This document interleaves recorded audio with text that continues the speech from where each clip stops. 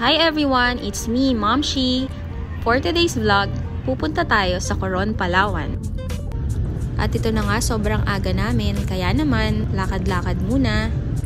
Philippine Airlines nga pala kami. Chinek na yung gamit namin. Pareho kaming over baggage. Buti na lang, mabait sila ate sa Philippine Airlines. Super excited kami today kasi first time namin sa Philippine Airlines. And we're good to go. Siyempre, iced coffee muna. I ordered French vanilla and Spanish latte. Chill muna habang nag-aantay ng boarding time. 1 hour nang delayed yung flight namin. And then, nag-announce na sila na possible canceled na yung flight namin.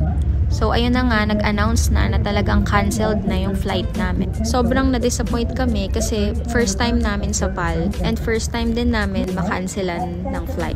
Sobrang lungkot namin. First time ko pa naman sa Coron, Palawan. Excited pa naman kami kasi yung ibang friends namin nandun na.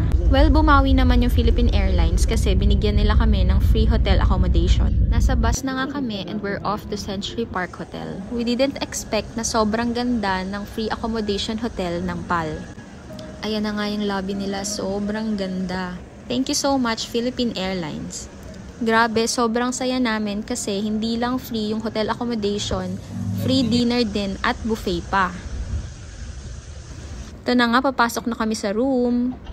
O ayan ha, kayo na ang humusga. Free hotel accommodation yan ng Philippine Airlines. It's already 6 p.m. and yung nirebook nga pala ng flight is tomorrow at 8 a.m.